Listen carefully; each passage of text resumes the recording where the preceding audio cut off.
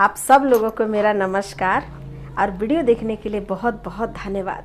तो आज आप लोगों से कुछ कहना है।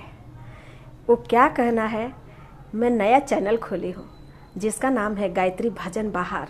तो उसे ज़रूर खोल के देखें और लाइक सब्सक्राइब कर ले, प्लीज़। आप लोगों से रिक्वेस्ट है, तो उसके लिए आप लोगों को बहुत बहुत धन्यवाद। और आज का जो गीत है वो सोहर है।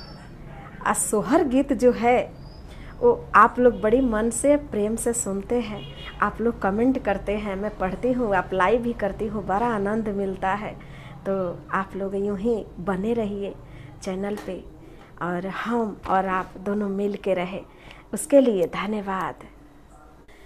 गईनी नहाए हम गंगा के तीर, सखी लोग के संगवानु हो, ए लाला ना बिना रे होरीला वाके आचर झहर झहर करे, ए लाला ना बिना रे होरीला वाके आचर झहर झहर करे। सासु मोर कहेली हो बजनिया, ननद गाली देवेली हो, ए लाला ना गोतिन मोरो बोले ली हो बीरहिया, कैसे हम सहबहु, ए लाला ना गोतिन मोरो बोले ली हो बीरहिया, कैसे हम सहबहु। तो देखिए, जिसको बच्चे नहीं होते हैं उसको बहुत सारे लोग कुछ ना कुछ कहते रहते हैं, तो एक सहन शक्ति जो होता वो कम हो जाता है और बहुत दुख लगता है। तो सुनिए वो गंगा माई से क्या कह रही है।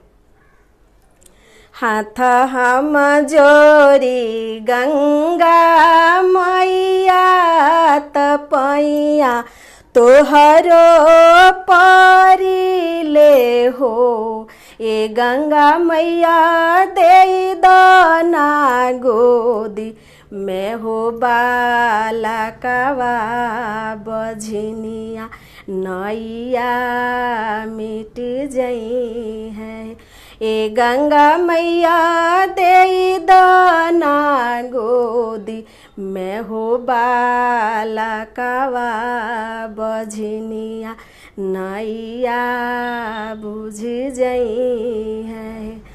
इतना बचन मैया सुनली त मने मुसुकावेली हो, ए लाला ना नवरे महीनावा होरिला जनमे महलिया, उठे सोहर है, ए लाला ना नवरे महीनावा होरिला जनमे महलिया, उठे सोहर है। तो कहते हैं यदि बुरे समय रहता है तो कोई किसी से बात तक नहीं करता, लेकिन जब अच्छे दिन आते हैं, अच्छे समय आ जाते हैं, तो देखिए सब कैसे अपना बन जाते हैं। तो सुनिए।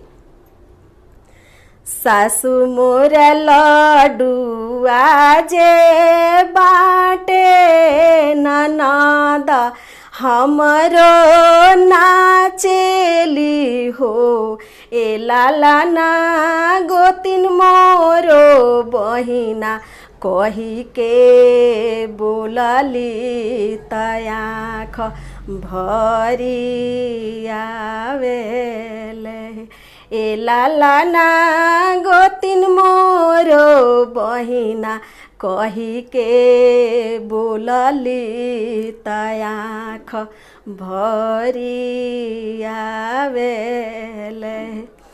ससुर मोरा बहुआ कही के बोलेल देवर भाभी रानी नु हो।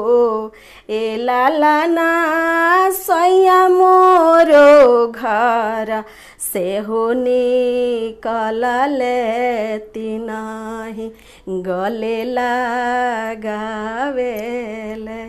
तो इसी के कहते हैं कि भगवान के घर में देर तो है पर अंधेर नहीं है, जाइएगा नहीं। और सुनिए, हरे घरवा में नाचे लाहो खो जौआ तयांगा ना पवरिया नाचे हो।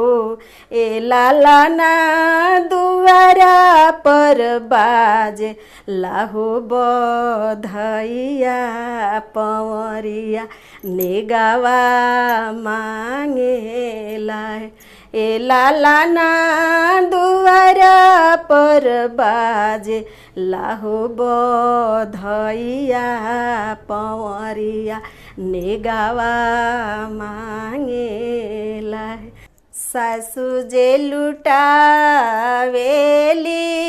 आनवा त ससुर मोरो धनवानु हो।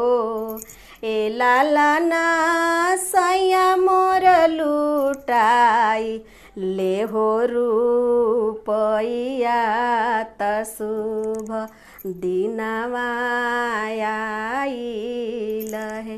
ए लाला ना सैया मोर लुटाई ले हो रुपैया त शुभ घड़ी आइल हे।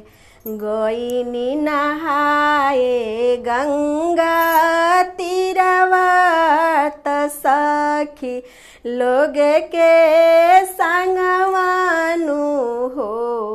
ए लाला ना बिना रे होरीला वाके आचर झहर झहर करे।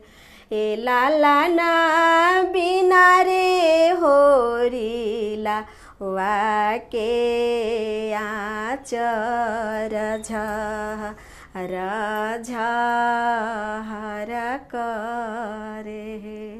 तो देखिए ये गंगा माई का चमत्कार, एक बाझिन का पुकार, ये क्या असर लाया। तो अगर जिसको बच्चे नहीं हैं तो नाराज मत होइए और दुखी मत होइए। आज नहीं तो कल अगर आपके भाग में लिखा है तो होगा ही, किसी का मत सुनिए। धन्यवाद।